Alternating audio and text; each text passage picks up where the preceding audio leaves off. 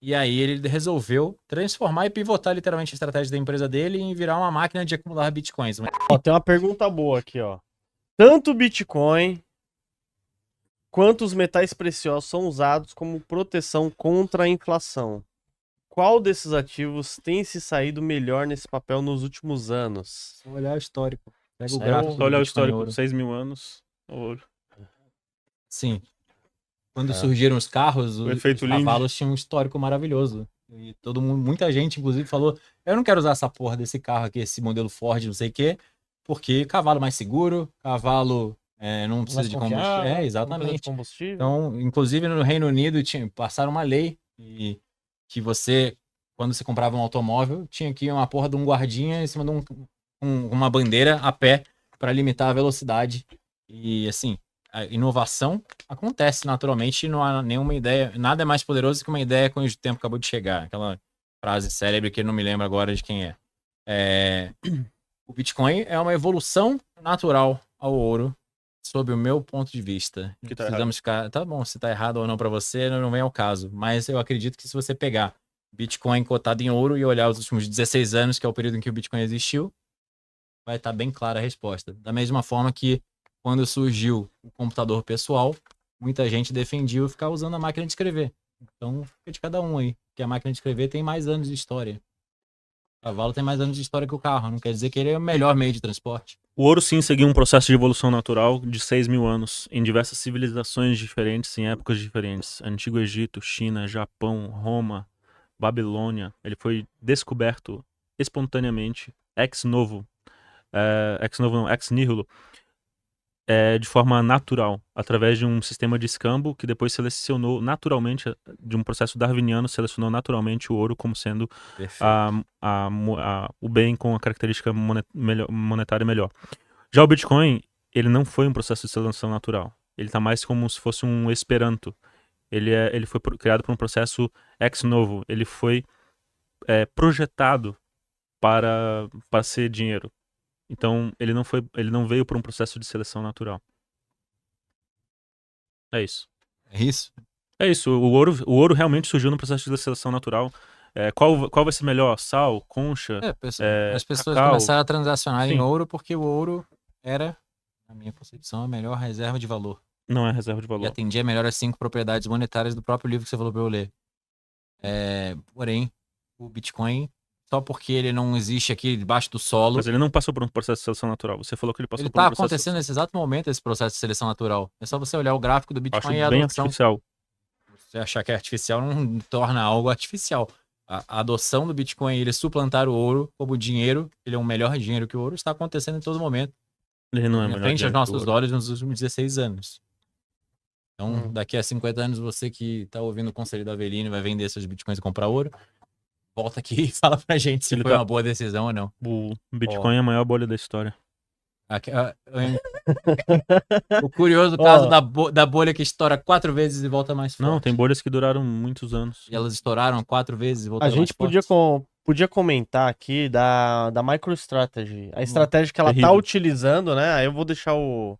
A MicroStrategy é a empresa que ela tá comprando muitos bitcoins. O Bernardello é a maior Diga. empresa que tem bitcoin ou não? É a segunda, a terceira? Ela tem 500 mil bitcoins, 500 mil aproximadamente, bitcoins. 449, uns quebrados. Sim. Em Se termos foi a de maior é a empresa, que né? mais tem bitcoins, sim. Eu dou Tirando o muita ETF. sorte, viu? O Bitcoin sempre cai quando começa a falar dele. Que o ETF. Qual que é a É como se eu estratégia tivesse capacidade de amaldiçoar. qual que é a estratégia que a MicroStrategy utiliza, né? Você pode explicar simples para as Literalmente o que o pessoas? Michael Saylor tá fazendo é A maior pegar picaretagem da Não, história. calma aí, Evelyn. Calma aí, deixa ele falar aqui. É que eu não me chamar de resisto. Depois você Avelino fala. Cast. Depois você fala. Eu não resisto. Depois você fala. Avelino, quando eu for embora, você pode continuar falando de Bitcoin, ele continuar caindo, eu comprar mais barato.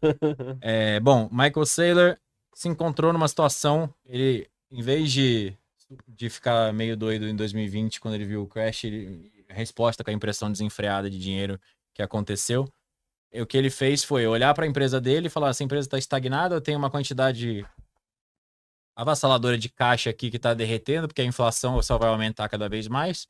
Eu preciso trocar isso por uma reserva de valor melhor. E aí ele olhou ao redor e viu que o Bitcoin era a solução que ele precisava.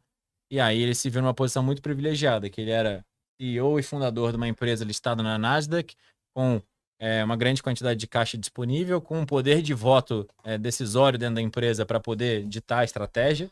E aí ele resolveu transformar e pivotar literalmente a estratégia da empresa dele em virar uma máquina de acumular bitcoins, uma empresa que chama de Bitcoin Treasury Company. Ele literalmente está emitindo mais ações e está emitindo dívida e pegando esse dinheiro captado muito barato por ser uma empresa listada, tem fácil acesso a vasto capital e a preços baixíssimos, a custo baixíssimo, e comprando Bitcoin e acumulando na esperança de que um dia a gente possa achar uma finalidade para isso. Vai ter um modelo de negócio concreto que ainda não está muito definido. Inclusive, essa quinta-feira vai sair um debate sobre um cara que é a favor de comprar MicroStrategy e um cara que é contra lá no meu canal, no canal Better Money. Vale muito a pena porque ficou uma aula de MicroStrategy. Mas, literalmente, ele está pegando, dado que no mundo existem pools de capital que por mandato restritivo ali do fundo ou de qualquer coisa, digamos, vou pegar um exemplo prático para não ficar falando coisas abstratas. Uma seguradora, uma grande seguradora, o modelo de negócio dela é receber o prêmio que os segurados pagam todo mês, sentar naquele capital, não deixar ele derreter, né, via inflação, mas tentar rentabilizar ele de alguma forma, sem tomar muitos riscos. E o dia que tem um sinistro, o cara aciona o seguro e ele vai lá e paga o prêmio que ele acumulou ao longo do tempo. Então, literalmente, uma seguradora, por ter esse modelo de negócio um pouco mais conservador, ela não pode sair apostando em derivativos ou qualquer coisa do tipo, comprar Bitcoin por mandatos, por questão de compliance de mandatos regulatórios. E aí o Michael Saylor vai lá e emite um convertible bond, uma espécie de debenture conversível, em que se o preço da MicroStrategy valorizar, ele pode converter isso no futuro por ações da MicroStrategy. Mas é um instrumento de renda fixa até que eventualmente no futuro possa se converter num instrumento de equity, numa ação. E isso não é restringido pelo mandato da seguradora, ela pode ir comprar um convertible bond da MicroStrategy.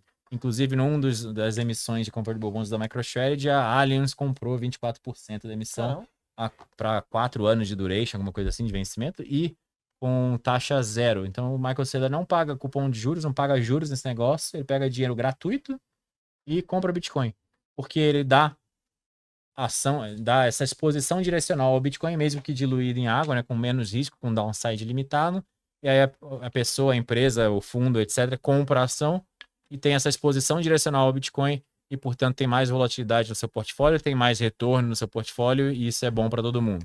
Esse é o modelo de negócio da MicroStrategy, resumidamente, aqui em termos leigos. Invista em prata com a Real com U no final. Dentro da plataforma você pode escolher quantas gramas você quer comprar, o preço máximo que você quer pagar. Assim você vai estar investindo diretamente num dos ativos que tem mais potencial de crescer, porque a prata ela é utilizada em painéis solares, indústria química, indústria farmacêutica, indústria automotiva, equipamentos eletrônicos. O celular que você está usando, provavelmente ele está cheio de prata dentro e você pode ganhar com um dos ativos que mais tem potencial de valorizar. Para analisar ações, BDRs, fundos imobiliários, acesse a plataforma do Investidor 10, inclusive para você gerenciar a sua carteira, saber quanto de dividendos você vai receber. Inclusive, eu deixei a carteira da minha filha, a Laurinha, ela tem 3 anos e já invisto para ela. Todos os ativos tá no link aqui embaixo